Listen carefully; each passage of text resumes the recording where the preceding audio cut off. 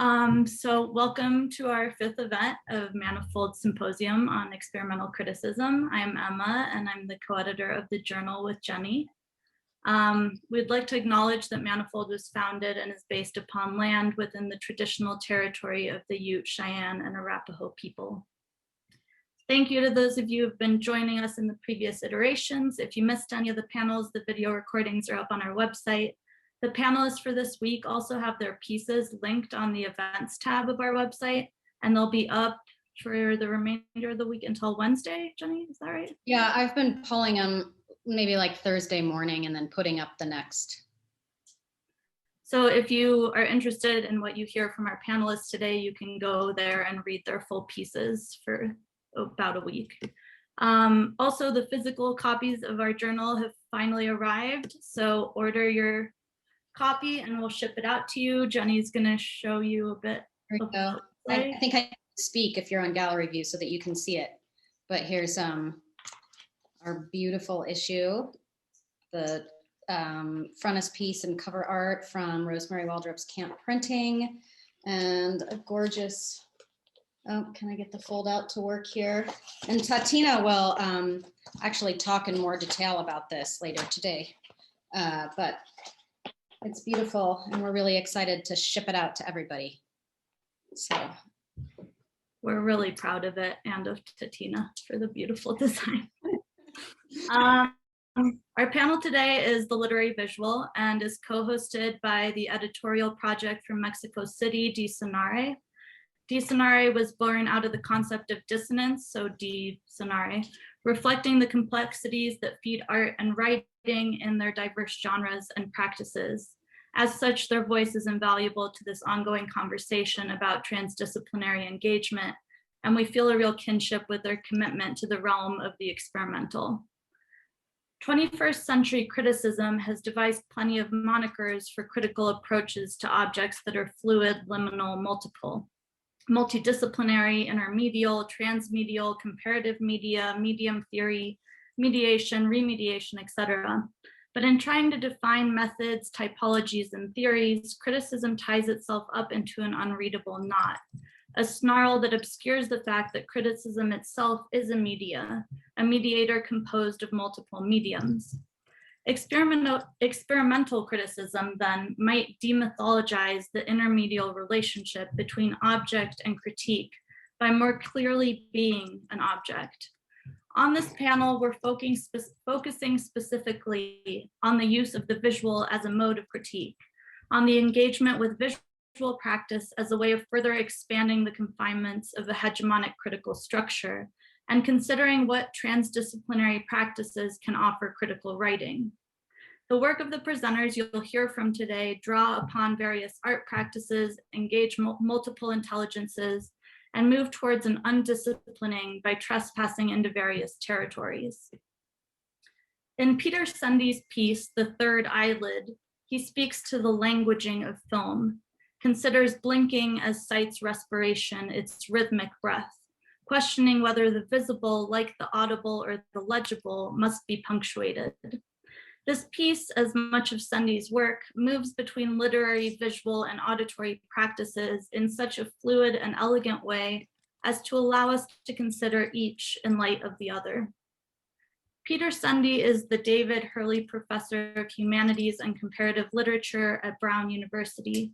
His publications include Of Stigmatology, Punctuation as Experience from Fordham University Press in 2018, Le Supermarché du Visible from Editions de Minuit, 2017, All Ears, The Aesthetics of Espionage, Fordham, 2016, Phantom Limbs on Musical Bodies in 2015, Apocalypse Cinema, 2012, and Other Ends of the World, 2015, Kant in the Land of Extraterrestrials, Cosmopolitical Philosoph-Fictions from Fordham in 2013. Szendy leads the Economies of Aesthetic Initiative at the Kogut Institute and teaches at the European Graduate School, where I was lucky enough to take one of his workshops a few years ago and learn about his theories of punctuation, and it was amazing. Peter, we're so thrilled to have you here with us today, and I will turn it over to you. Thank you so much, Emma, for this generous presentation, for the invitation, also actually for the invitation to be part of this, this adventure, manifold criticism. So, well, we were asked 3 questions for this panel, and I will try to answer them briefly, each of them. First question was, what is my understanding of experimental criticism, and why might critical experimentation be important in these times? Maybe I will leave the second part of the question for our discussion, but I will definitely try to answer the first part. First of all, I just wanted to recall that the German philosopher Theodor W. Adorno, an author who has been very important to me when I was working as a musicologist and a music critic in the early 1990s. Adorno wrote something in the draft introduction to his aesthetic theory, which is very, I think, important for our discussion. And I just want to quote one sentence. So he writes, the dilemma of aesthetics appears immanently in the fact that it can be constituted neither from above nor from below, neither from concepts nor from a conceptual experience. And I think we could easily substitute criticism for aesthetics in this sentence, and concur with Adorno in thinking that criticism is at the exact and constant and incessantly renegotiated intersection of these 2 paths, from top down, that is to say from concept to experience, and bottom up, from experience to concept. Later, I have encountered the work of Jacques Derrida, and Jacques Derrida himself. I actually attended his seminar for 3 years in the mid-1990s. And deconstruction has meant for me the idea that criticism doesn't happen from the outside, but is already at work in the works themselves. Or if we want to adopt a more general perspective, which would be mine, sensory perception or sense, actually what the Greek word aesthetics means, aesthesis, sensory perception, listening, for example, which has been the focus of my interest for many years, as Emma has recalled, already includes its own critique in the very act of its performance.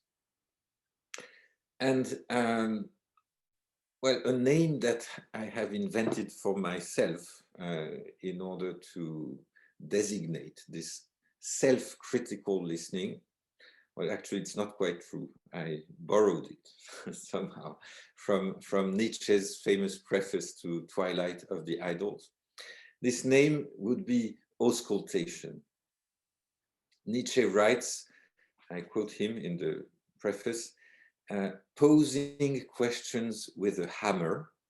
And this is a phrase that has been so often misunderstood. You know, the hammer is absolutely not meant to destroy or shatter anything, but to let things or discourses or idols or ideologies resonate. You know, like when you go to the doctor and they test your response reflexes.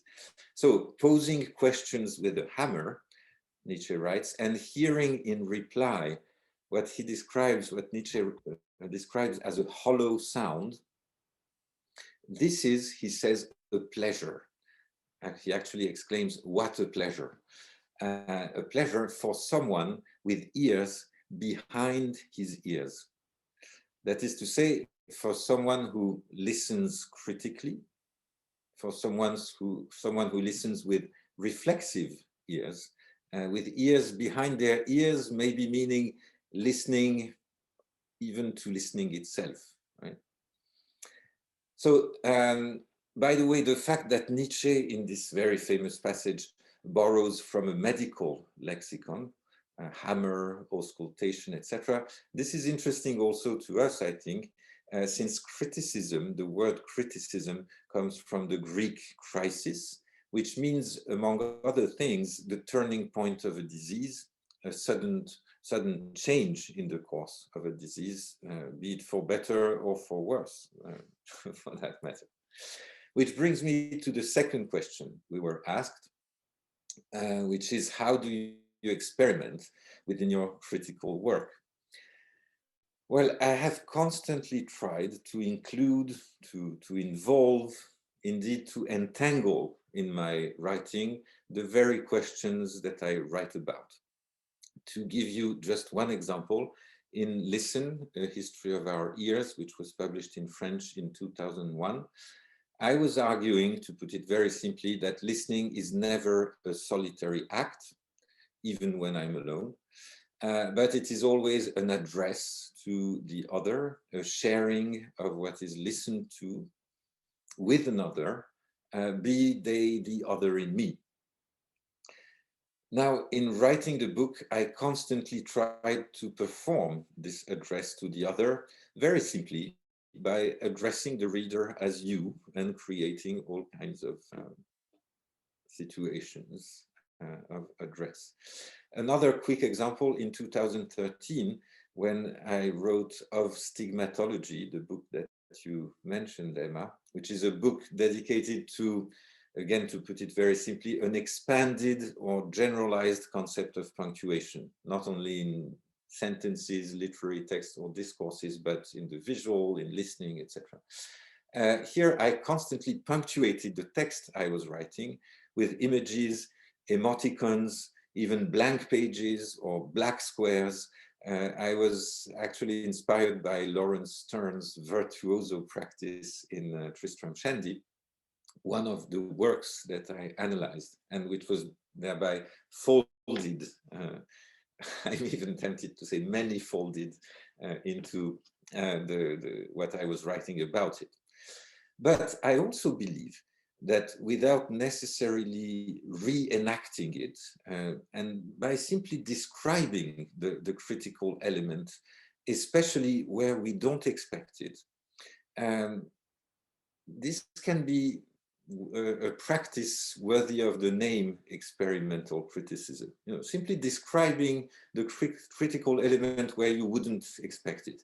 Which brings me to the third part of this short presentation of what we were asked, that is to say, reading aloud a short passage from the piece that Manifold Criticism has generously published, and a big thank you for your first issue in an excellent translation by Lindsay Turner, whom I really want to thank also very warmly.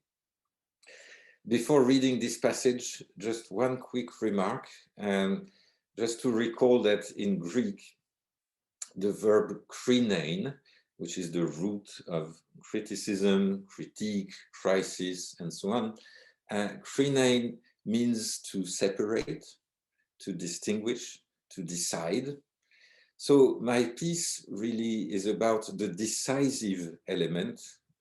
This is a word from the Latin now, decidere, which means to cut off. You know, it's the same root as incision, decide, incise, incision. So my piece is really about the decisive element in what is generally thought of as a neutral or passive reception, that is to say, seeing or gazing. You know.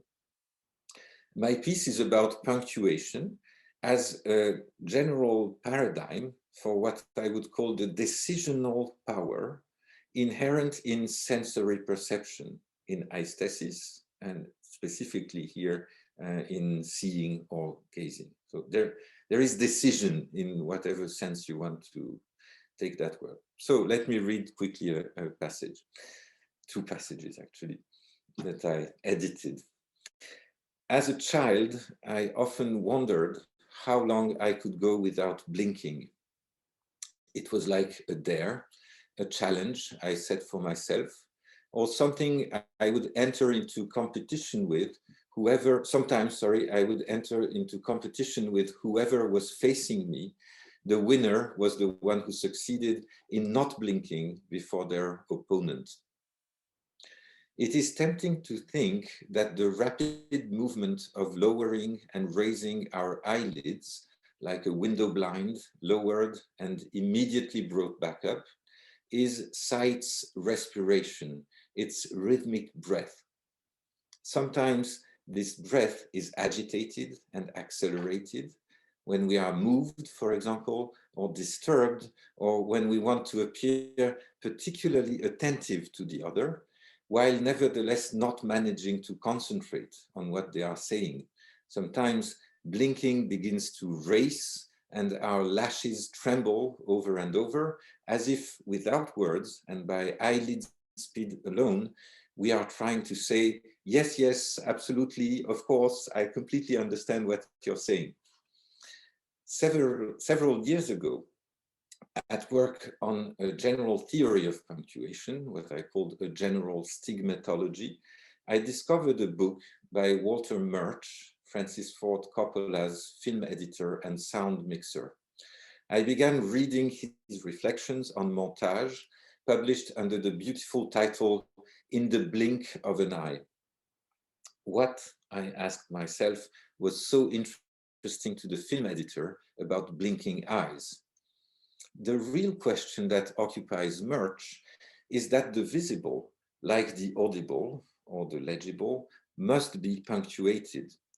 We blink to separate, he writes, and if you allow me like a post-factum footnote here, interrupting my reading for a second, I would like to recall for the sake of our panel that to separate is exactly what krinein means in Greek.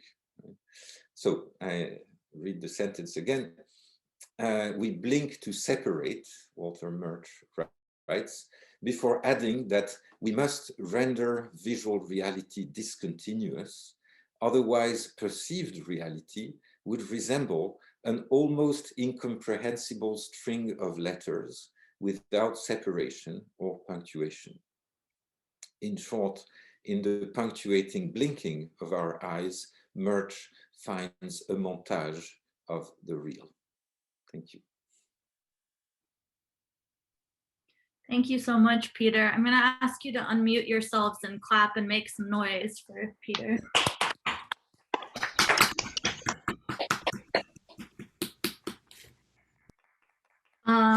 Okay, our next presenter, Madeline Karitas Longman, is a poet, essayist, and PhD student in Concordia University's Interdisciplinary Humanities program.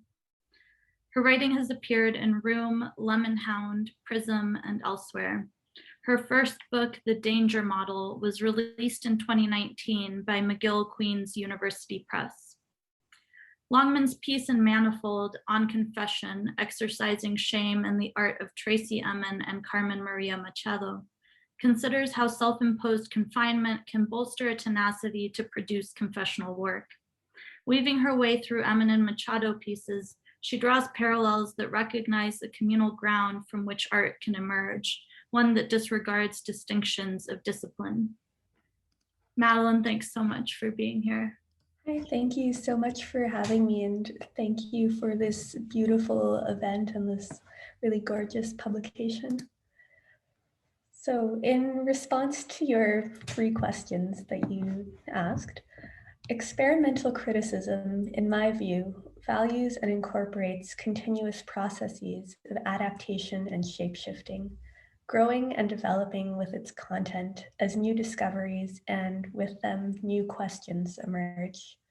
The form critically and continuously examines not only art objects, but also its own status as an object, considering both the essays and the author's enmeshment in networks of social relations.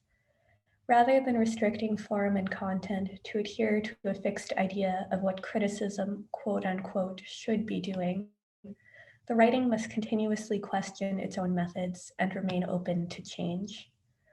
Like a scientific experiment, I view experimental criticism as a process of discovery. To engage ethically, the critic must be open to being surprised and even disproved. When results are inconclusive or contradict the hypothesis one sets out to defend, This is not a failed experiment, but rather new knowledge in itself. Errancy becomes a space of encounter. For these reasons, I believe experimental criticism offers excellent insights for examining the art I here engage with, namely the confessional paintings of Tracy Emin and writing of Carmen Maria Machado. In Emin's exhibition, Exorcism of the Last Painting I Ever Made, and Machado's autobiographical, or rather pseudo-autobiographical short story, The Resident, both artists perform confession while also drawing attention to this performativity. Rather than a singular truth disclosed in a finite instance, their work repeats and even contradicts itself, revealing its constructed, mediated, and artistically crafted nature, even while dealing with intensely personal and emotionally charged subject matter. Emin's art explores sexuality, depression, and her experiences with abortion, while Machado's work engages with sexual awakening, experiences of homophobia, and the negative reactions she anticipates when writing as, quote, a trope, the mad lesbian who should not write about herself, lest she be judged tiresome and regressive. By exploring such subjects while also drawing attention to the constructed nature of their own art, Emin and Machado prompt us to critically examine our own position as viewers and as voyeurs. Whose stories do we consider honest versus melodramatic or inappropriate or overdone? And how, in particular, the work of marginalized demographics is disproportionately framed as confession, rather than understood as an active process of craft. In doing confession wrong, according to conventional understandings, Emin and Machado prompt us to consider more nuanced approaches to truth-telling, storytelling, and the nature of memory. Drawing us into these emotionally charged yet profoundly ambivalent spaces, neither Emin or Machado offer clear resolutions to the tensions they provoke. The confession they offer is not resolution, but, like the lyric essay, a space of blanks, breakages, repetition, and contradiction. Experimental criticism allows me to inhabit this space of tension and to learn from my own discomfort. To use a visual metaphor, George Eliot writes, "The memory has as many moods as the temper and shifts its scenery like a diorama."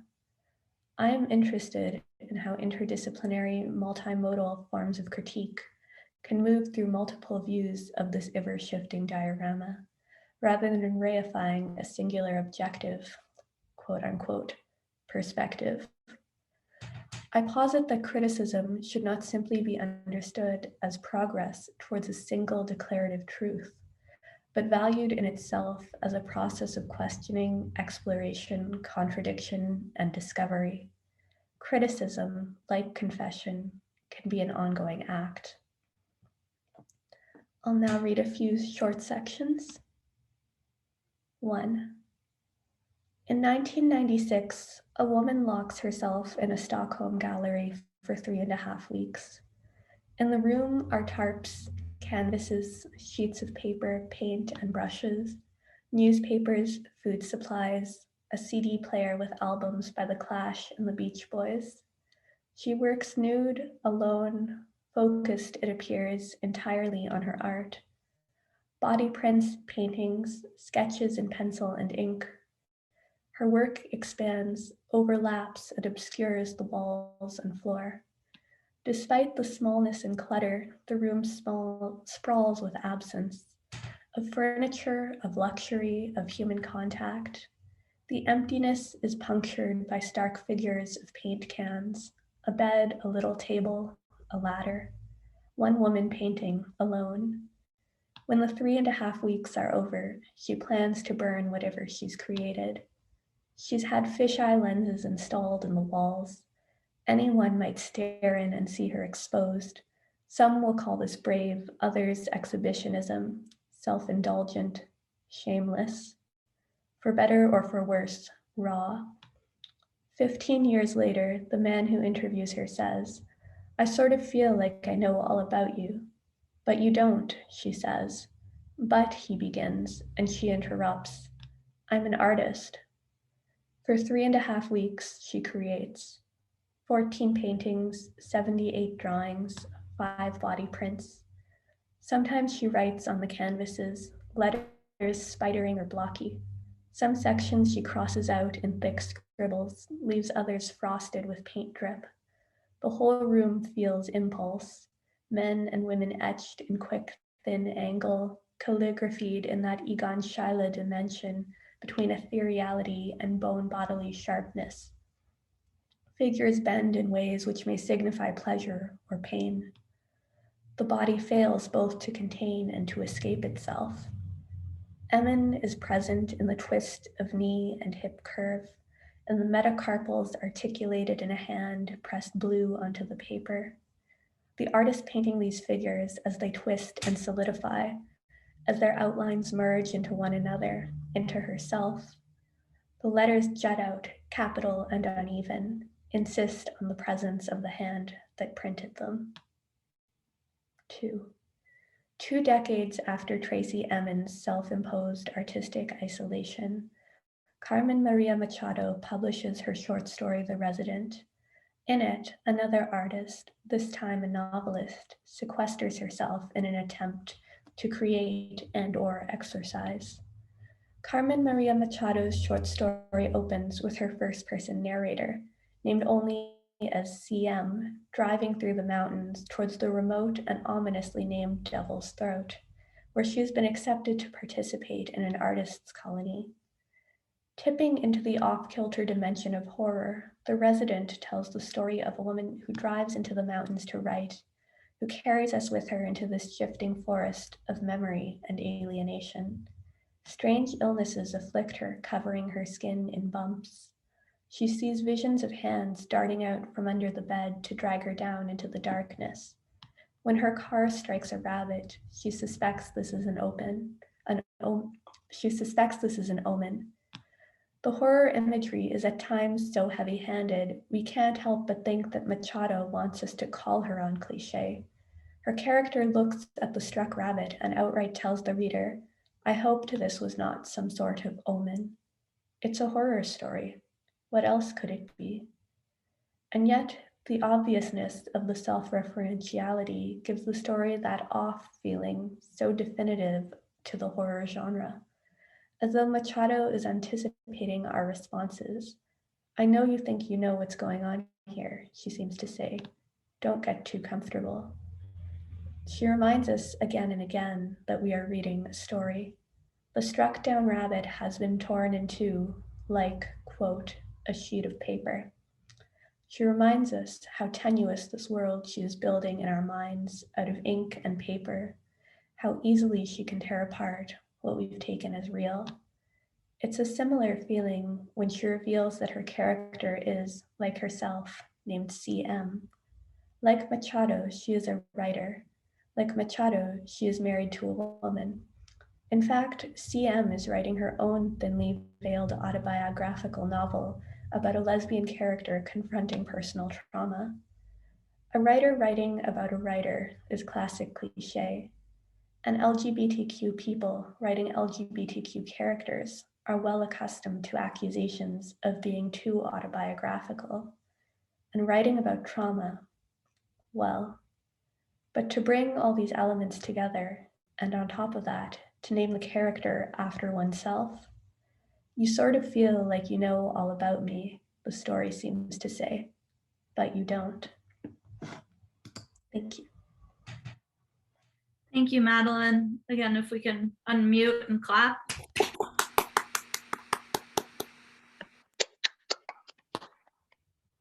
Okay, and I want to remind everyone, use the chat function, and it's totally blank. We love seeing all of the comments every week. So if you have, there we go. Thank you, Katie. And just some of the reactions in real time. It also helps us to kind of think about, as we move into the Q&A, what kinds of questions to start off with, the things that are striking the rest of the audience. Just we can you know, keep the conversation going in a way that feels relevant and immediate. Okay, our next presenter is Mark Harris, who is let's see, what's out here. Mark is a professor of art at the University of Cincinnati, and his PhD in philosophy is from Goldsmiths College, University of London. His artwork and writing concern intentional communities and avant-garde groups, including Fourier's 19th century harmony, surrealist writers, 1960s communes, beat poets and filmmakers, and musician communities, including Caribbean singers and UK punk bands. Some recent art initiatives include Timberland, which is Cincinnati 2020, Facts and Figures, Kunstraum am Schauplatz 2020, Camp Street Corner, presented by Wavepool Cincinnati 2020, Flugblätter, Clay Street Press Cincinnati, Dusseldorf Germany, Kendall England, Dordrecht Holland, Maebashi Japan, Leutz Germany, that was 2017 through 2020, Songs the Plants Taught Us 2019, Words 2019, Plasticine 2018, and Sparrow Come Back Home was at ICA London 2016 through 2017. And then recent and forthcoming publications include Sonic Wilderness, a book, Sonic Wilderness, Mad Vinyl Records, and that's forthcoming from Art, Architecture, Design Research, Countercultural Intoxication and Aesthetics of Transformation, which is a book chapter in West of Center, Art and the Countercultural Experiment in American Art, 65 through 77. It's Minnesota Press. And then pieces in the Hungarian Journal of English and American Studies, Small Acts, Counterculture Studies, Divergence Press, Seismograph, Journal of Contemporary Painting, Aesthetic Investigations, reviews on artforum.com, and finally, a piece published by the Delaware Center for the Contemporary Arts. So Mark, you are impressive and prolific. Your piece in Manifold, Rebellious Type, the Visual Acoustics of Kamau Braithwaite's Typographic Derangements, is an engagement with Braithwaite's Sycorax video style of typography. And it is itself a kind of visual acoustics, a critical response to Braithwaite's call for words to retrieve that original agency, quote, when the written word could still hear itself speak and live off away from the page. And indeed, Mark often replaces the traditional quoting of passages from his subject, Braithwaite, with images of the physical text, and many of his close readings come in the form of full color visual interpretations, something akin perhaps to Braithwaite's invocation of the illuminated manuscript. So please welcome Mark Harris. Thank you so much, Jenny, for a great introduction, and thank you both for the opportunity to participate in the symposium and in the publication itself. I'm going to show some images. I'll share my screen.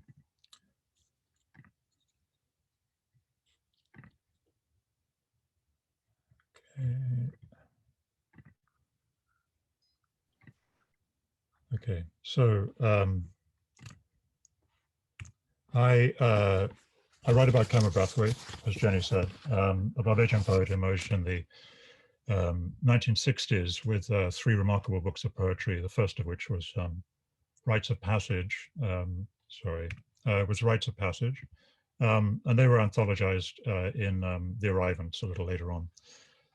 In these books, he writes about the African Caribbean diaspora.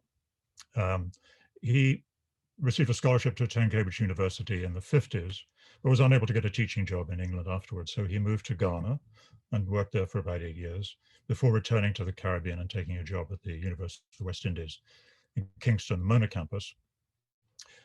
He's well known really as a literary archivist, a very important archivist of Caribbean literature, but he was also a literary theorist and critic himself.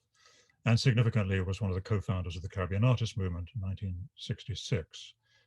He was also the principal editor of Savaku, which became the journal of the Caribbean Artist Movement. He died just a year ago in Barbados. So this invitation to take critical text as visual objects suggests that the work might move over to the side of the object and be granted properties like other things. Archaeologists, philosophers, for example, Jane Bennett or Bruno Latour, used terminology like vibrant matter, actants, thing power, things as things, to try to frame an independence for objects that's separate from us. For Thera Petersdottir, an archaeologist, it's about releasing the uncategorizable mass of human and animal detritus confronting her into its own silence and nothingness. Maybe not such a great fate for a textual work. But what happens when you encounter a piece of writing whose materiality pulls you up short? A book is a thing, but how does an essay in a book participate in that object-like quality?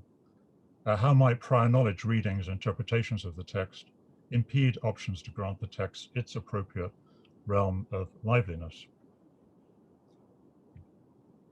So I was made aware of this issue when between material and image of text when I came across this Stokely Carmichael pamphlet in my MFA critical theory class, which we read alongside other examples of avant-garde theory.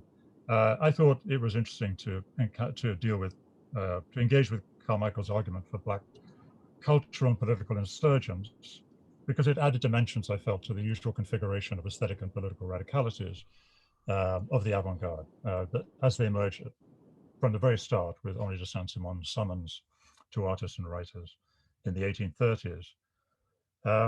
And I thought, well, about the contrast between the inexpensive mimeograph text and the fractured typewriter font of the earliest publication on the left here, compared with the more conventional Lawrence Hill republication.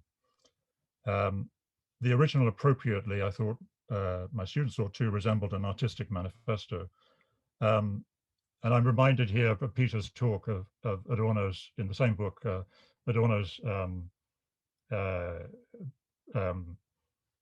provocative proposal that the key aesthetic texts of the 20th century were artistic manifestos. But it seemed to suit Carmichael's advocacy for Black cultural nationalism, for recognition of the significance of Africa's history, for what he calls cultural integrity. And this is what eventually estranged him from those Black Panthers who advocated the primacy of a revolutionary nationalism rather than a cultural nationalism. But unhappily for Carmichael, Random House was the original republication. It was before, understand it, before Toni Morrison came on board.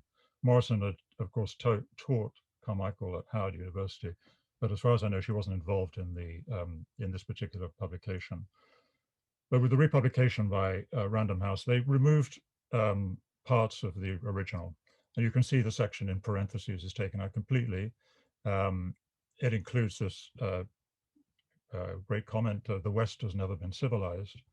And so it's not surprising that Carmichael was not happy with this version.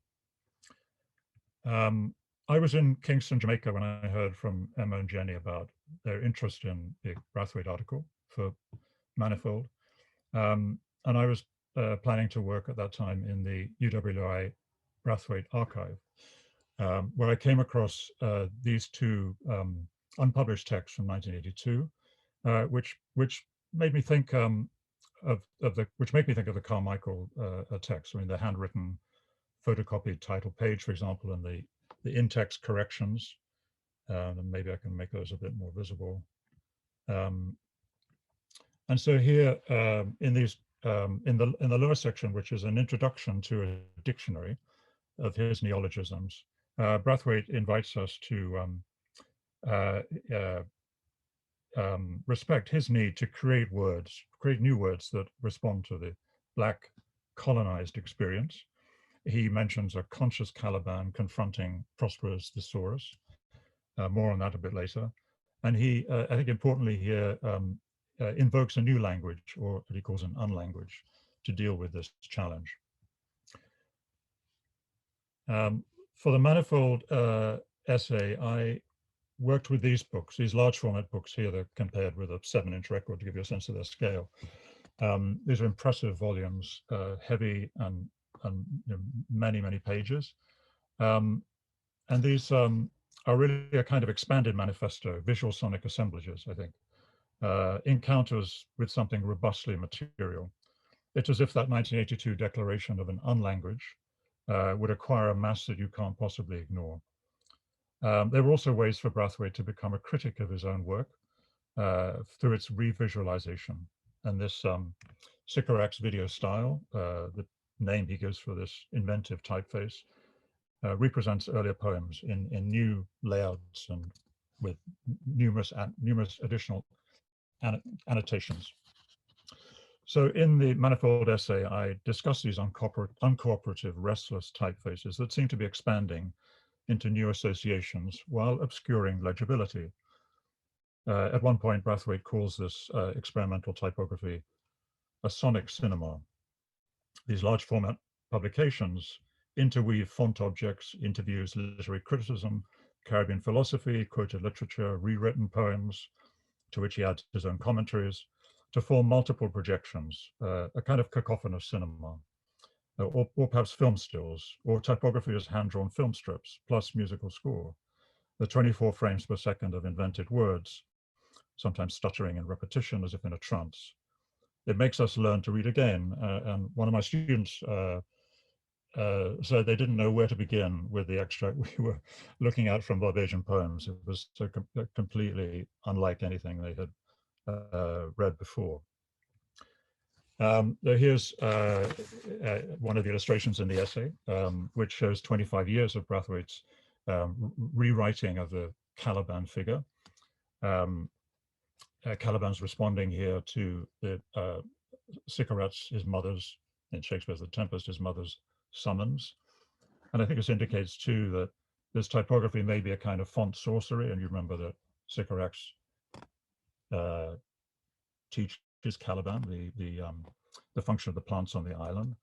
There's a magical property to this, but it's also a palimpsest, a palimpsestic function that enables Caliban or Brathwaite through Caliban to mutilate Prosperous thesaurus. Another of the illustrations I use in the essay, these kinds of diagrams help me to follow Brathwaite's thinking. And in this case, the neologism tidialectic right at the center of the image serves him to repurpose a teleological European dialectic, and here to emphasize the Sisyphean quality of Caribbean life, the endless endurance, as well as the tidal and meteorological links of the Caribbean to Africa, and its dismal marine histories. And he does this by reading the ebb and flow of the tides around the islands. So we might flip the earlier question of when text becomes object and ask at what point a thing becomes critical text. And with the tidialectic, Brathwaite seems to turn the tide into critical text, reading and writing on the water. So I'm an artist, and so this use of images has often given me a way to work through intractable material, like this Heidegger essay on the essence of truth. This diagram, and a wall painting here, is a speculation rather than an exegesis. And by presenting an interpretation in diagrammatic form, is this a critical object? Or is it just colorful interpretation? Appeals to considerations of scale, materialities of paint, transparency, color, mark, etc., choice of font might answer that kind of question. As with Brathwaite's papers, I'm moved by the visual material of an archive as something to bring to life in other ways. I wonder sometimes if this relates to Christina Sharp and Jacques Attali's invitation to treat the archive in an undisciplined way. But the collections of images and texts comprising Les Murailles Révolutionnaires are irresistible to someone like me with an interest in socialist literature. The mass of posters, flyers, manifestos issued during the 1848 Paris uprising were immediately collected and published in facsimile, some hand-painted in monochrome colors you can see here, giving them a powerful material resonance. Presumably some were originally printed on colored paper and before being pasted on the walls. The typography is compelling, designed to summon a political community, society or trade group, including artists and typographers. My response was to take details of these headings and repaint them as large monochrome watercolors, responding to the invocation of the originals. They are a kind of homage. The material properties of the new watercolors might focus attention on the history and function of the originals, but perhaps to restore power to the 1848 posters, these new ones would likewise have to be placed on the street. So in what combination of actions and material existences do they need to be embedded to become critical text objects? Dick Fairfield's late 60s alternative publication, The Modern Utopian, tirelessly narrated and photographed his commune visits, adding sections on sexuality, free schools, anarchism, the emerging feminist movement. His unfiltered verbatim commentary and interviews are appealing. There are invited readers who include commune residents. As an ordained minister, he was nevertheless skeptical of organized religion and drawn to current social issues.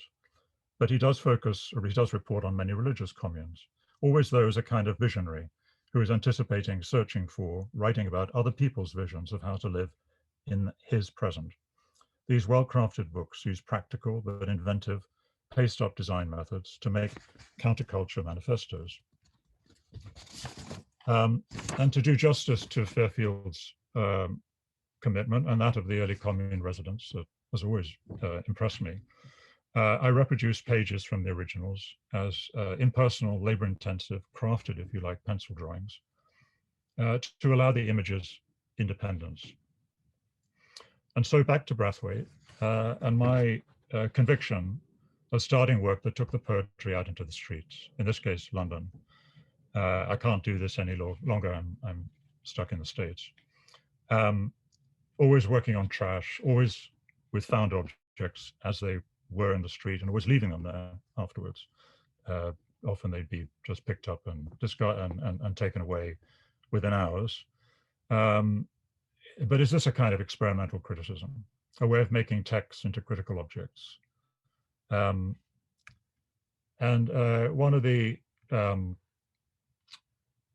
most interesting things that occurs during these is the conversations I have with passers-by, few of whom would frequent the kind of galleries that I exhibit in and write about. I don't just do this with Brathwaite's poetry.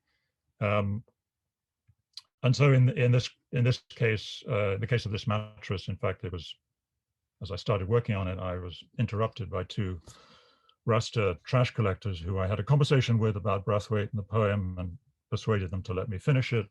They said, oh, we'll come back later.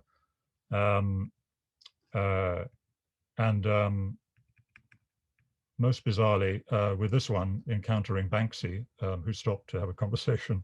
And we ended up talking about Edouard Glissant's poetics. So I think those conversations for me are ones that would never occur in a gallery, and are a way, somehow, great release to be able to leave the work, make the work in an improvisatory way, where I find these objects, and to leave it where it is, and that's the extent of it. So I will just finish there, Jenny Emma. Thank you very much.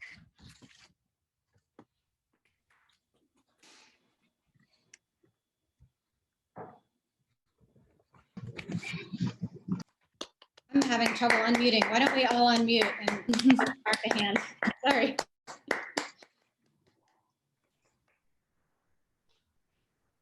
That was beautiful, Mark. Thank you for sharing those. Thank you. And our final presenter is the woman who has made this possible, our beautiful book.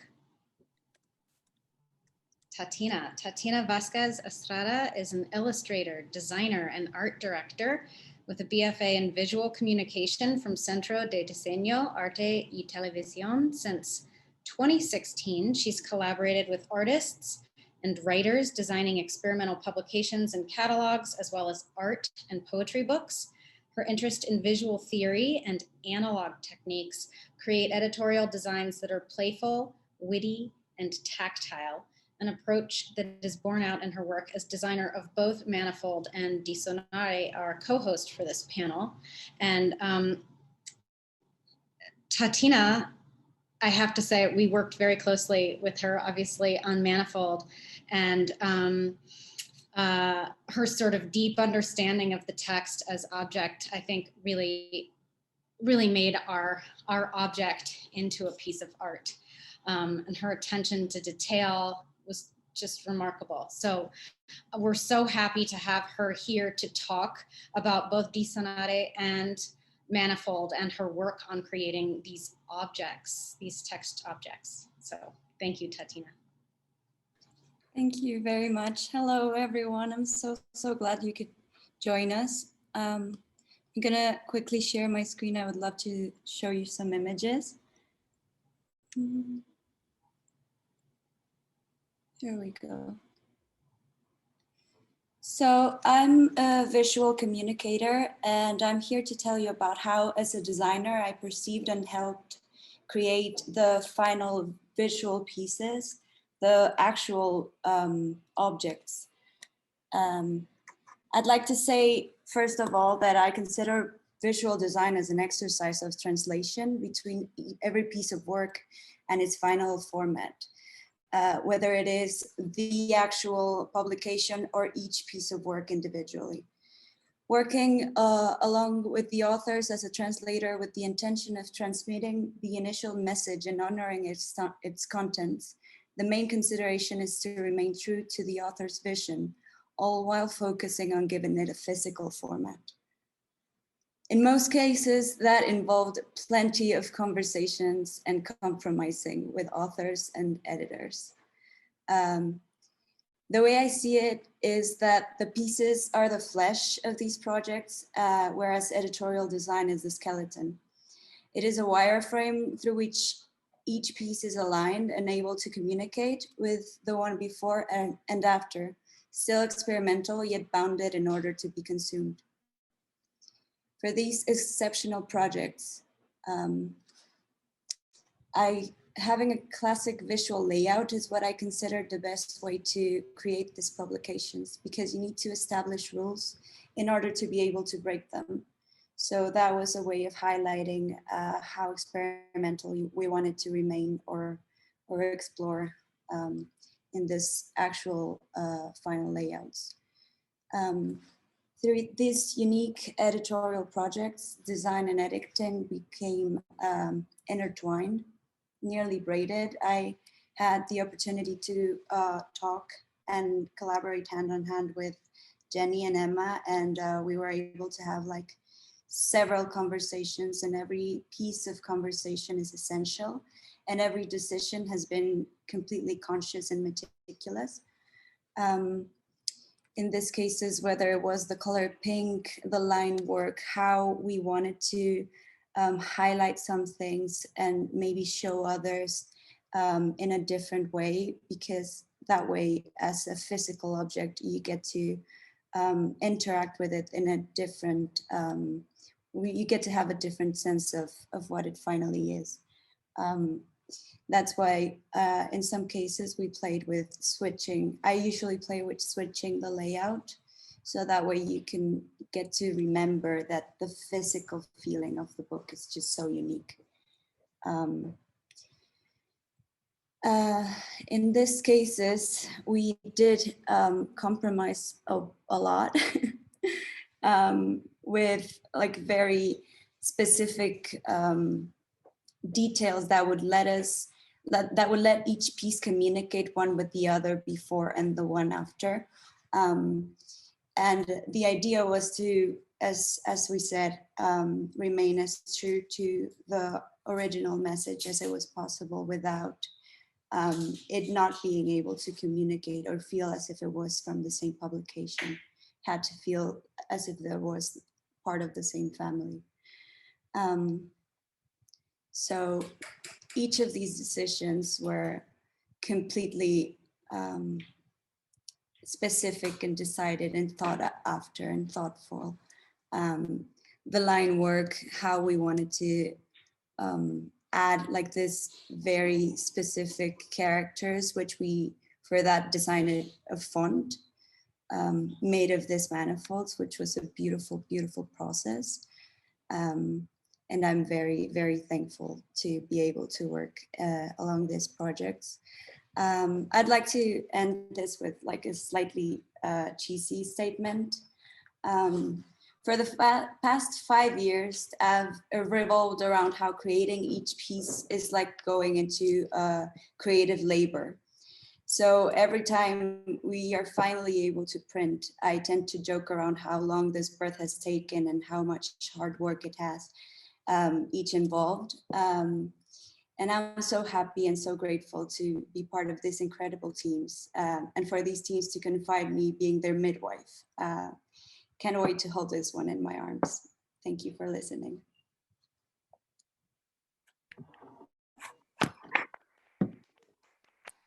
I'm gonna cry. Thank you so much, everyone. It was a beautiful project. Thank you, Tatiana. Maybe we can start with a question for you, Tatiana, and maybe you could, for each of these three pieces, maybe you could speak to some of the ways that you made design decisions about fitting them into the template that we came up with. You talked about it, you know, the template as the kind of skeleton. And how did you form these pieces? Mark has these amazing images. Peter's is a translation, so you're kind of working through the English and the French side by side and the spaces. And then, of course, Madeline's she's sort of creating word art and description. So maybe you can talk through how you, on these three pieces. Well, maybe some yeah. For Peter's case, it was very, very important for us to remain like very true to the cadence of each paragraph. I don't know if you remember that we had a lot of thought and whether we wanted to keep like each paragraph to begin at the same time, so that we can get the feeling that it's like it's mirrored and it's equal. It is based from the original layout, but of course we had to make some adjustments in order to have like this parallel text to say it of any way. And that was very, very interesting to do. What we also did, and we didn't usually do because we didn't tend to have many subtitles, was to highlight each line with each subtitle with a line. And that may be like a very playful or even decorative way to put it, but these lines become sort of bookmarks. When you kind of see these objects in the end, you're gonna get to be able to see the bookmarks right here. So that was a very important thing for us to go for. In case of Harris's pieces, we wanted to protect as much of the image as possible and to remain as true to the image as we could. In some cases, I suggested to add, to create a filter to make this images plain. And in the end, what we're talking about is it's actual physical objects as well. So what was the most important thing was to remain true to that idea that it was a physical object and we're not just talking about the fonts. And in case of Madeline, we remained as well quite true to the original layout, but that's one of the pieces where we decided to add like these different new characters in the font we created. So it was the very first experiment, and it allowed us to create a very, very wonderful startup piece. Yeah.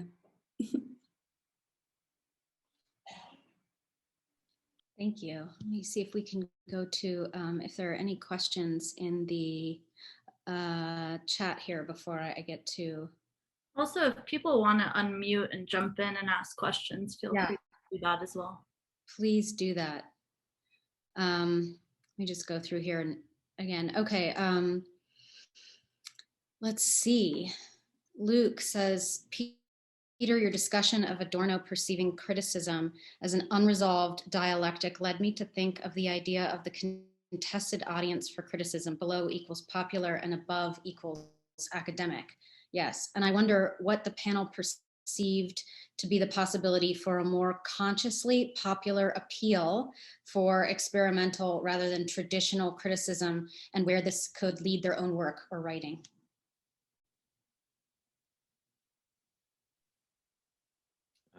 Shall I say something maybe? Yes, yes. Well, I don't know if I would equate below and popular and above and academic. I would actually be maybe cautious. Well, in Adorno's quote, I don't think that's exactly what he means. Below would be more related to experience, the tangible, material, concrete aspect of experience.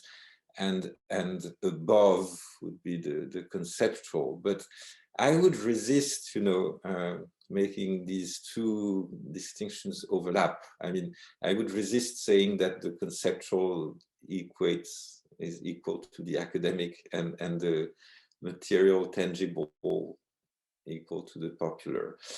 But well, that's a whole question.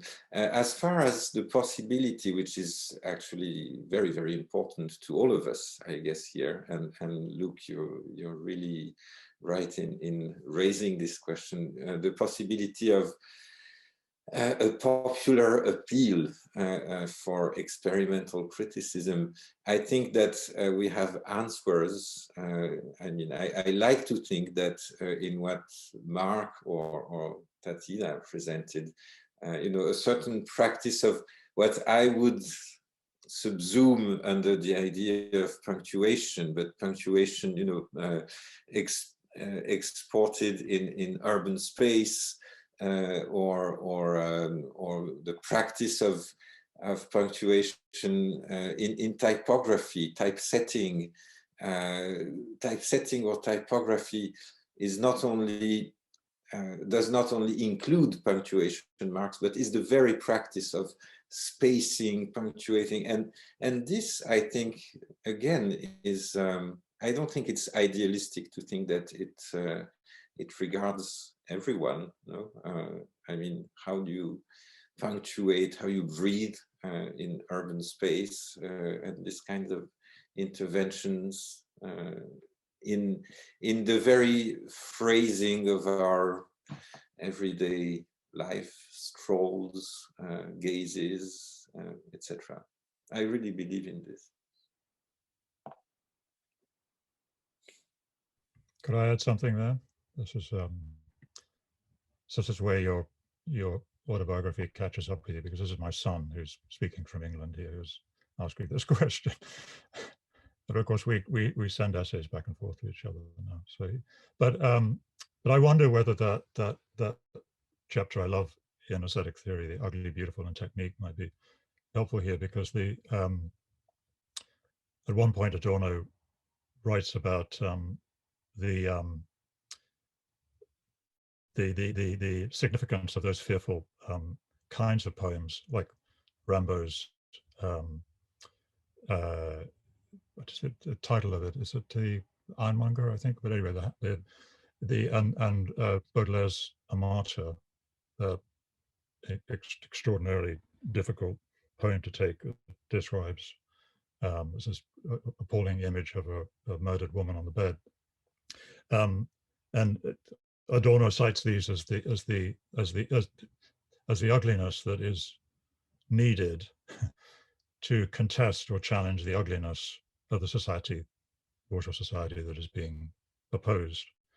And that always there seems to, he invites this thought of something welling up from underneath, or from popular imagination or popular experience.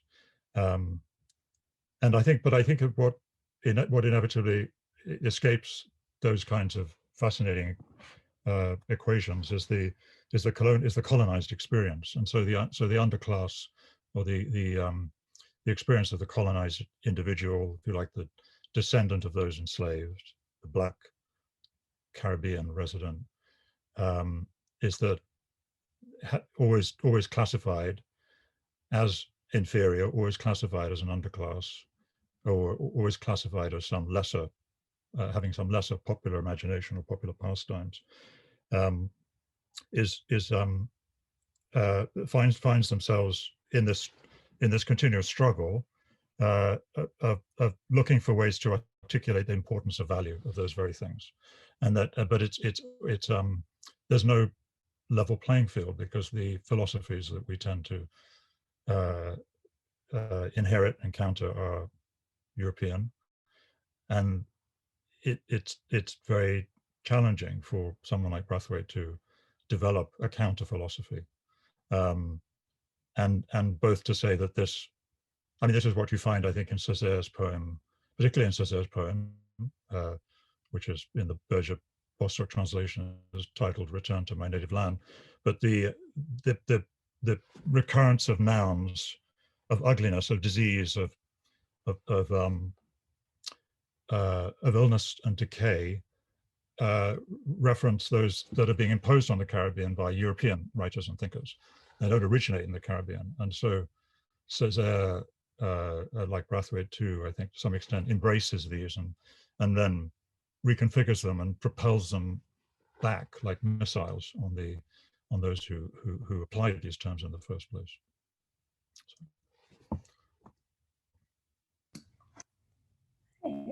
And to jump in there with my own response to Luke's excellent question, very thought-provoking. I find that the form in particular that I use is the lyric essay, where I draw quite a bit on, rather than conventional criticism, I also take inspiration from poetry and from the personal essay, and sort of attempt to break down those implied distinctions between a subjective and an objective critical voice, and to assert that the voice of the author is always present and the resulting text is always filtered through those perceptions. And I find that this can be a potential way to work towards a more egalitarian form of criticism, whereas the idea of what constitutes objectivity has historically been very much grounded in particular perspectives. And as my piece discussed, the experiences of women and LGBTQ people and other marginalized demographics have been framed as subjective and confessional and personal, whereas other more privileged perspectives have historically been framed as quote unquote objective. And what this has really served to do is simply to invisibilize those biases.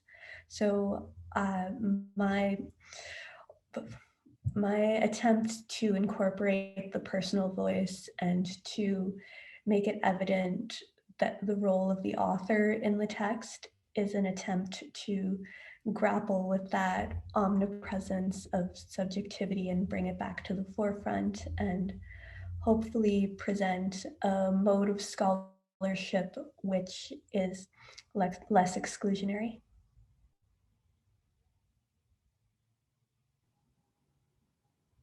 Thank you.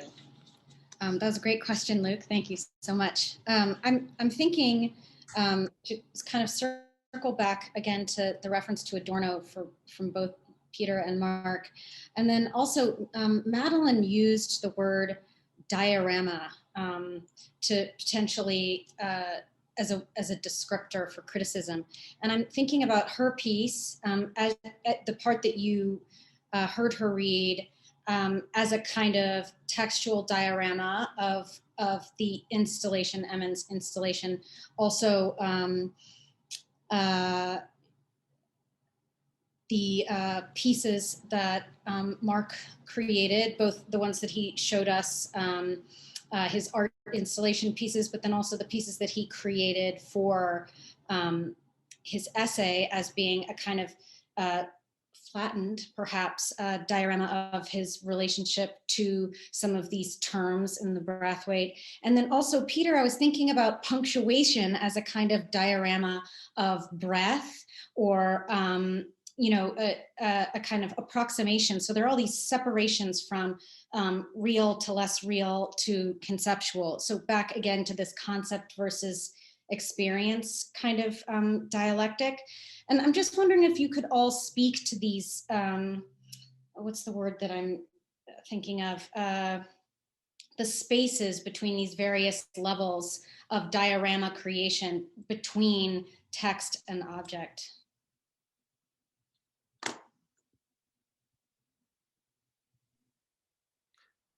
May I ask you to say just a little bit more about this wonderful idea of a diorama, especially a diorama of breath? It really, it's so intriguing. And well, if you think a diorama is a small approximation of a thing that exists in larger form, or it's a kind of metaphor for something else, we could think, yeah, perhaps this diorama as a version of metaphor. But I was thinking about, in the body, the breath works in a particular way, and so punctuation is an approximation of how that works. So you could think about that as a version of diorama, I guess we could just say, I think is what I meant by breath as diorama. I meant punctuation as diorama of breath. I love this idea, and what you suggest, maybe I just briefly comment on that, what you suggest as a relationship between scales, various scales, right?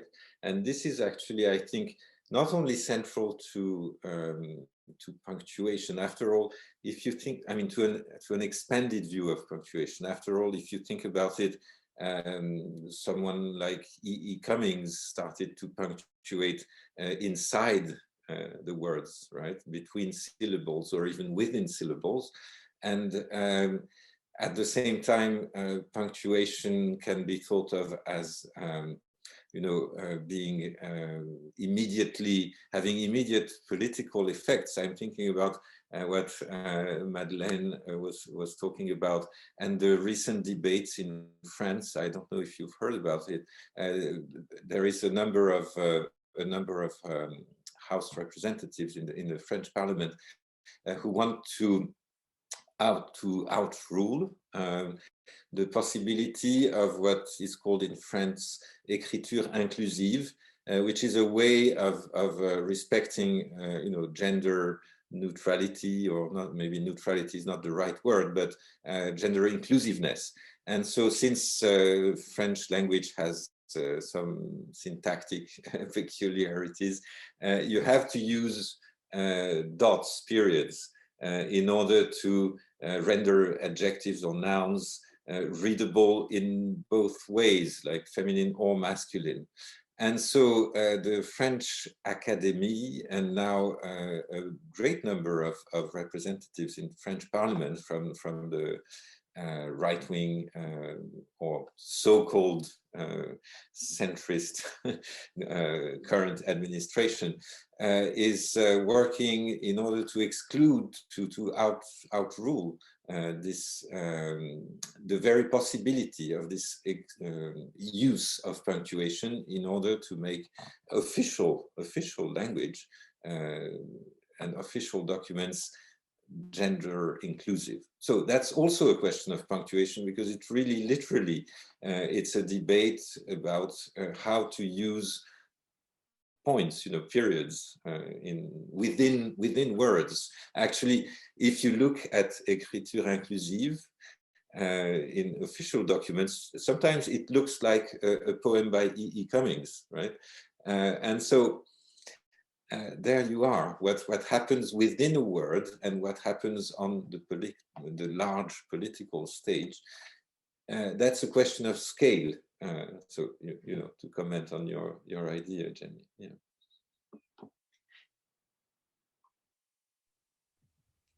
Yes. So yeah, I think that's what I meant. Mark, I'm sorry. Go ahead.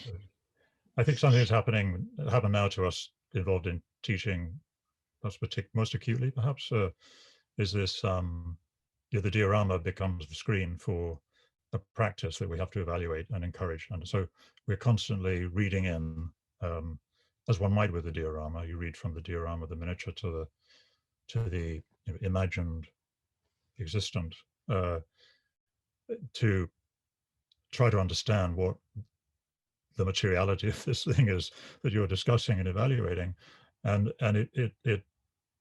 it's a feat of imagination sometimes, because what is and memory, because you have to recall of the hundreds and thousands of things you've seen and made yourself, what some equivalent might be for this digital image you're seeing.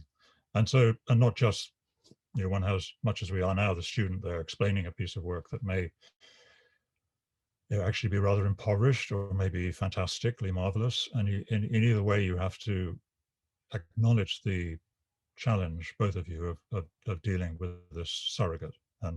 But we also navigate virtual exhibitions that are perhaps closer to a conventional diorama, and these can be entirely virtual, entirely fictional, or could be someone walking through a show with a Steadicam in a gallery that's never been open to the public because of lockdown. So I think this is a very odd experience. But I'm not. What I'm not clear about is how foreign this is to us, because I think of someone like Sherry Levine, who an exhibition I saw at Sutherland Art Gallery years ago, where she had rephotographed, as is one of her processes, black and white images from old art books that had mattered to her as a child, and she presented these new images on the walls. For example, Monet's Cathedral, I think, was one of the subjects, and she spoke. And of course, you're confronting this incredibly this object that's incredibly remote, and many layers of remoteness from any original. But she spoke, I think, really convincingly, persuasively, about how it is through those images, through those relatively poor quality black and white images, that she had fallen in love with what she imagined to be these original Monet paintings. A little like Kurt Cobain staring at record covers by the Raincoats and thinking, what kind of music do these people make?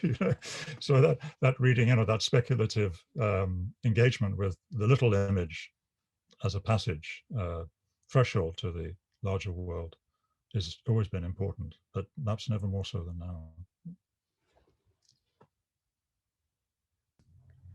I really loved hearing these answers and this question. I think the idea of the diorama, and especially what you refer to as a diorama of breath, is so evocative. And in my mind, some of the defining qualities of the diorama is that it is multidimensional and it incorporates depth and texture in a way that defies the flatness we often associate with academia, and especially the essay form, and even sometimes with visual art, when we are used to encountering it purely as what we might come to conceive as this visual two-dimensional space to be looked at, whereas the diorama causes us to question the role of our own gaze, which can come from multiple perspectives, and engage with this multi-dimensional object while we as ourselves are a multi-dimensional observer. And the idea of the diorama of breath, I think, expands this to include another dimension, which is the dimension of time, and these bodily rhythms that draw us into engagement with the art or with the text or with the space as a whole. I was really intrigued by Peter's description of punctuation, and I found that a lot of these ideas of punctuation were really speaking to bodily resonances and also to intersubjectivity. You mentioned you address the reader as a you. So rather than a singular objective speaker, we've instead had our attention drawn to this space of relation, which includes two minds and also two bodies, which are sharing these rhythms of punctuation. And Mark, seeing your art, that was really beautiful and amazing to see how you've materialized it in this space, which people can enter and leave and view the art from multitudes of perspectives, and having it engaged in the world, not merely limited in the gallery setting behind glass, but as a material object that draws attention to that materiality. I think it puts us into a different relationship with the art, where we're more aware of our own bodies and our own engagement with space. And I think that's really vital to bringing new aliveness into the work. Thank you. Thank you for humoring my idea about the diorama. I think Emma has a question if we don't have any questions in the chat. My question was actually kind of what Madeline was just getting at, and also thinking about what Peter was saying about auscultation and this sort of tapping to hear the resonance, but also this sort of address to the other. Madeline talked about the viewer and the voyeur. Mark's critical objects being placed in the street and engaging in these sort of different conversations that don't naturally happen with a lot of critical writing. And then to Tina, also creating these objects where you're very much thinking about how it's going to be interacted with, right? And the legibility and those sort of questions. So yeah, I was just wondering if you could all maybe speak a bit more to that and how you're interacting with this, I guess, an audience, but your understanding of that.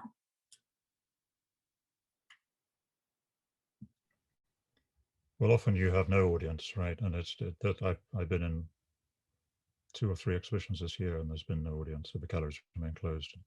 But even, you know, you make work in the studio, and there's no audience for it. And I think that I'm older. I don't bother that much with social media, and I don't yearn to put up my work on social media. So I'm kind of okay with that. But it's the conversation that I valued most, and so surprised me most. I didn't expect. As anyway, I was doing one painting on the street of Shelley's England in 1817, a deeply angry satirical poem that reminded me of actually, you know, our current leaders, and it was exactly the length that would fit onto a mattress, smaller letters. Took about 3 hours to make, and a lot of people stopped to talk, were curious. School children, older people. I had to work well into the night. And I just think that experience for me was fantastic. That's invaluable. I would never have, you know, it's not that I was soliciting it, and the conversations are very, very stimulating. And I thought, this is really, you know, this is the best thing. This is the best thing. And I'm not even sure if it's an artwork or not, but it's just a great opportunity to converse about the poem, and yeah, about why represented in that way, certainly. But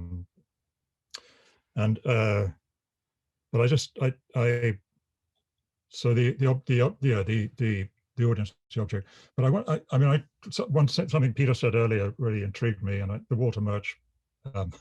So I don't want to just divert the conversation, the question a bit. Maybe Peter could have a chance to respond to it. But the water merch involvement in Coppola's A Conversation, for me, is always centered around that process of decipherment, the key moment in the film, where the inaudible conversation, the conversation of the title, of course, is being deciphered by the Gene Hackman character, and so he has to put it through a number of processes using the equipment he has in the lab, and it seems to me that's very much a sort of maybe a reversal of the way that experimental music had been going in the 60s, which would be away from decipherment, away from intelligibility, towards noise, or whatever noise we might call silence, or think of silence being, and in a way that the indecipherable element or object that Hackman is trying to reveal is perfectly okay as it is, right? That's the sound. That's the perfect piece of environmental field recording. And so through his or through the character's attempt to extricate meaning from it, he not only destroys it, but he destroys his own life, of course, through that act. And so whether there's, and that, so I do think that, so those paranoid films, Conversation being one that emerged in the 70s, Parallax View, if you like, Clockwork Orange, Punishment Park, Punishment Park less so, less one thinks of the handheld camera, but certainly Parallax View, Clockwork Orange, Conversation involve techniques from experimental film, and I think that you know, rapid use of rapid imagery, and in Murch's case, that fragment of experimental sound to engage the audience in a kind of cinematic paranoia, which may well be appropriate for the time. But I think that for me that Murch moment has been very important. Yeah, this is well, it's a fascinating film and a fascinating scene. I agree with you that this staging of a quest for meaning actually destroys not only the object, but also destroys the character played by Gene Hackman. Harry Cole is his name in the film. Maybe for me, the most fascinating moment is the end, the very end, when music, there is no question of experimental music. You see Gene Hackman's character improvising on his saxophone, while you hear the extra diegetic music, the piano score that you have heard all along. And the fascinating thing is that he seems to be improvising with the piano, but also without. So you can't situate the character.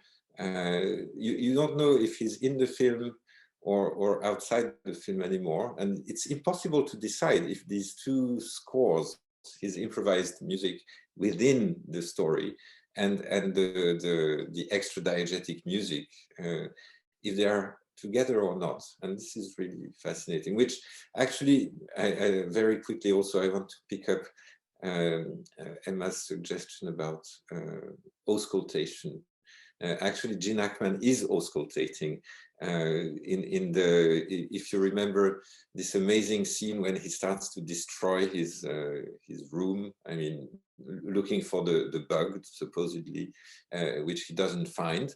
And he destroys with hammers and whatever, everything, the walls. But before doing that, he's listening with the metal detector, I guess, but it seems like an ear, you know, and he sort of auscultates the walls of his apartment.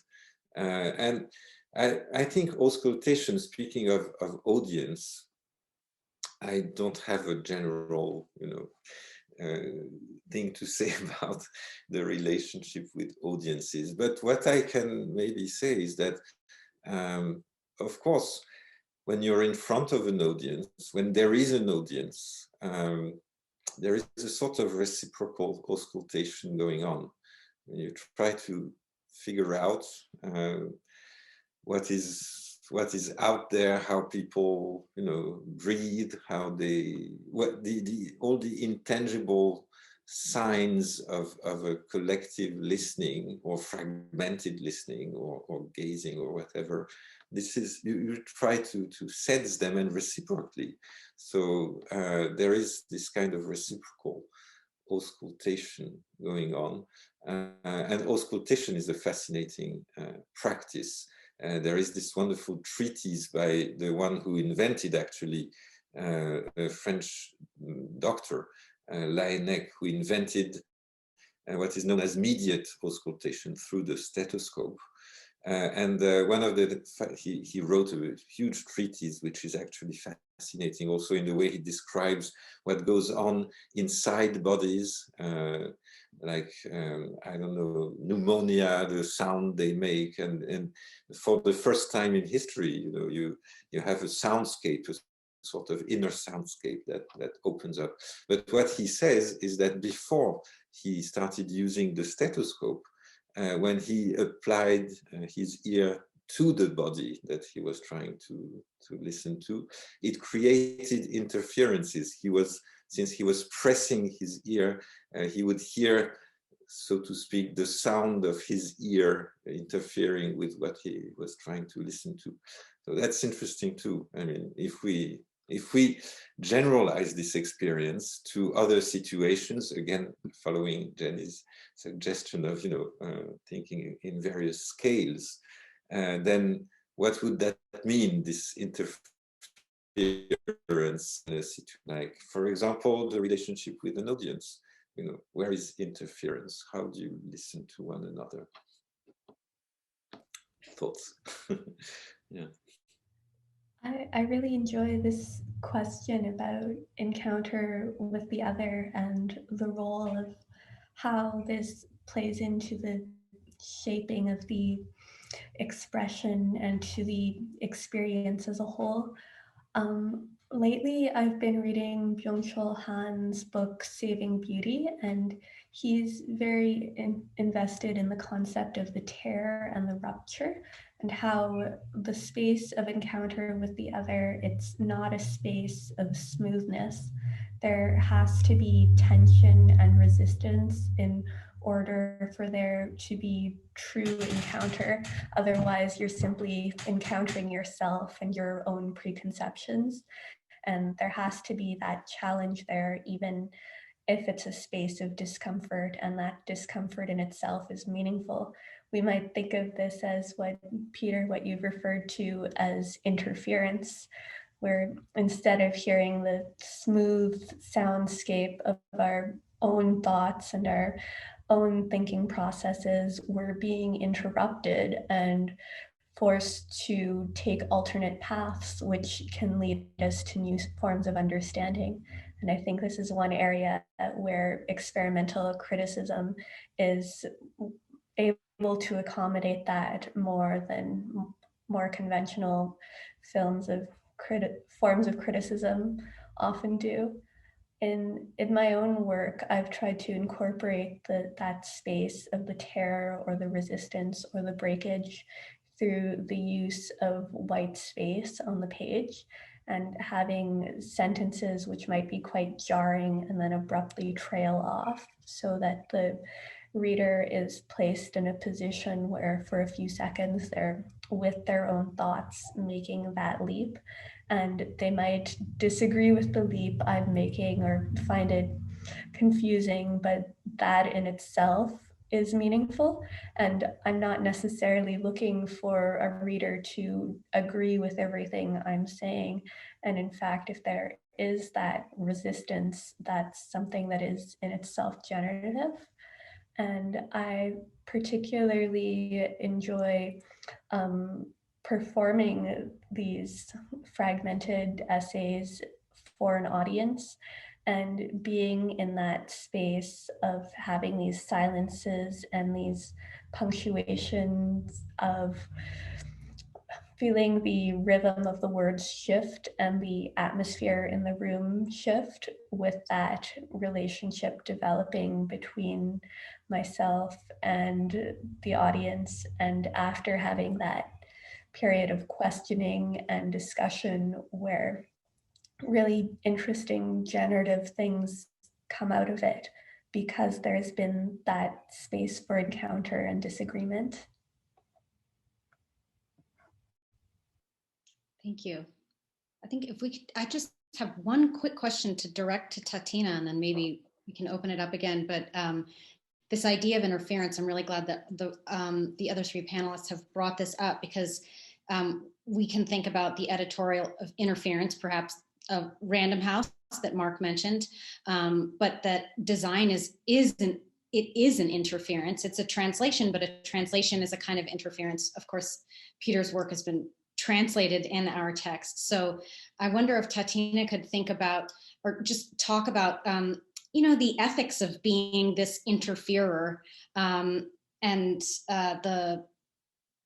just the way you go about it. Because in translation, we say there's no such thing as a perfect translation, right? So potentially in your conception of yourself as a translator, how do you interfere in these pieces when you make them into an object? I just wanted to kind of loop you back in. Right. I think, first of all, we have this structure, this wireframe, which is the main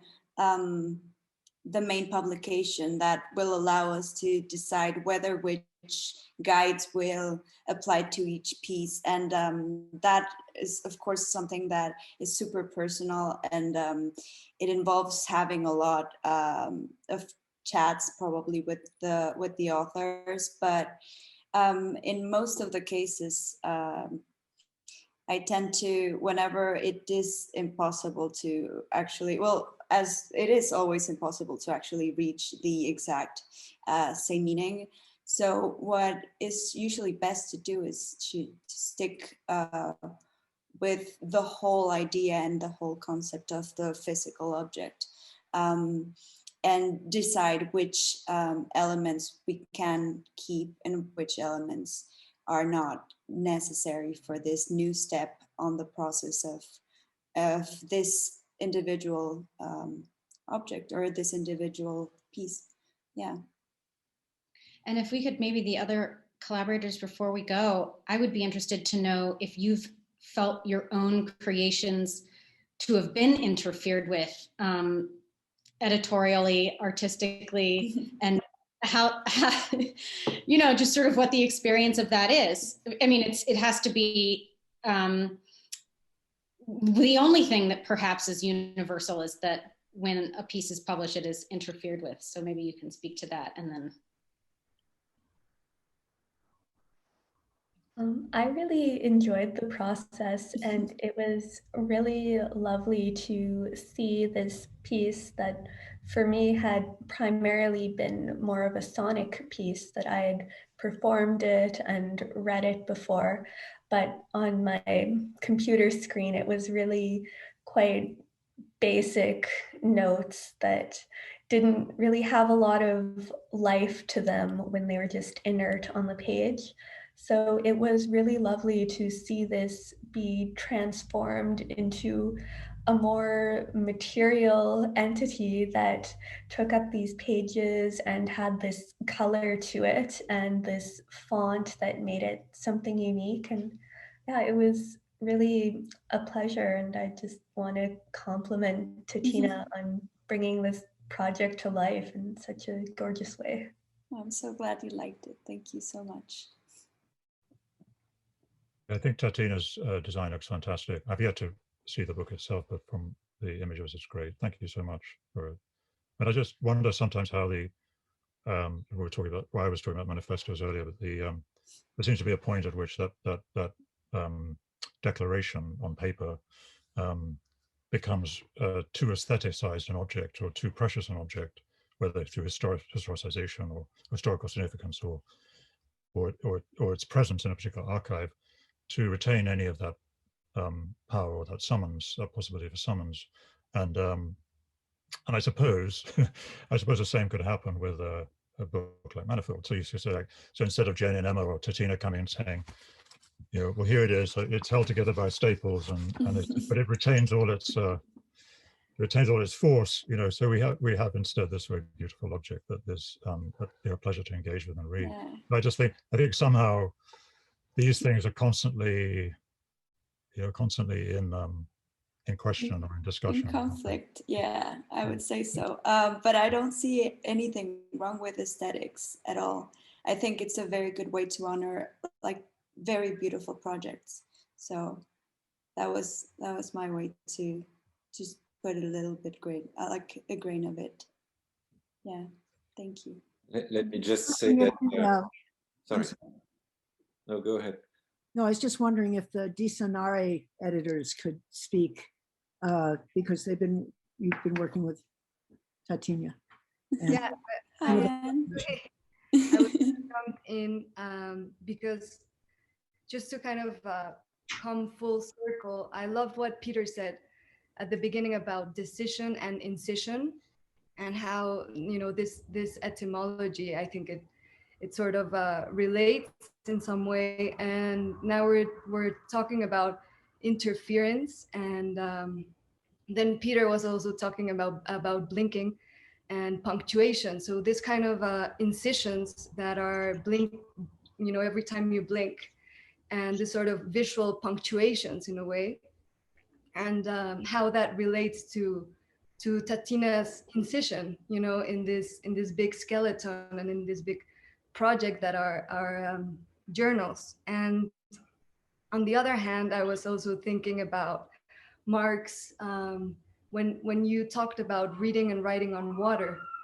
and this kind of question about when is an object a text object, you know, and when does it become a critical object.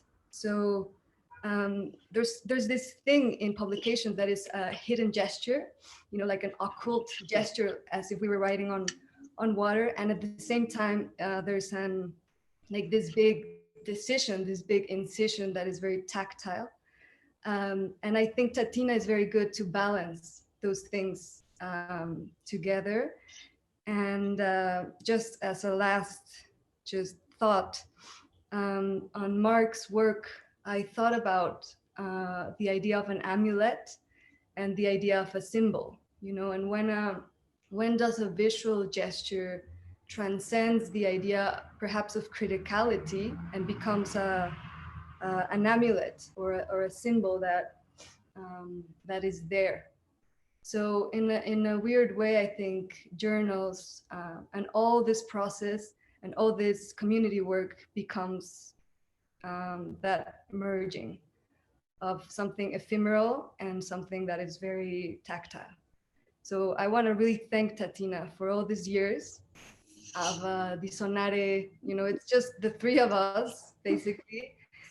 And we've published a lot of writers, and we've met so many people, and we've done a lot of collaborations, and I hope it just keeps growing. I'm so happy that Manifold is now also Tatina is part of the Manifold team, and you know, let's just keep publishing.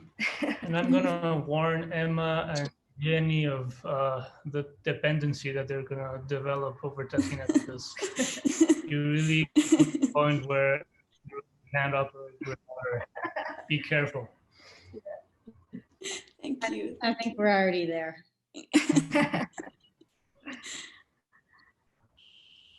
Any other last thoughts or questions? Maybe, or go ahead, Lucia, I'm sorry. No, I was just going to say thanks for inviting us to this panel. Thank you for co-hosting with us. We're also looking forward to the conversation on March 4th. We're going to be having a conversation with all the co-hosting presses about publishing critical experimental work. So looking forward to that also. Well, if we don't have any more questions, I just want to extend a big thank you to all four of our presenters here and to diSonare, and exhort you to come back for our final two panels next Thursday and the Thursday after, and particularly the panel with all of the co-hosting presses. I think it'll be a really interesting discussion about sort of strategically as publishers, how can we elevate this work? So thank you so much. Thank you. Thank you. Great presentations, just very stimulating and lovely to hear the work on around Kama Brathwaite. Especially. Thank you, Anne. Yeah, Thank you. Beautiful. Thank you.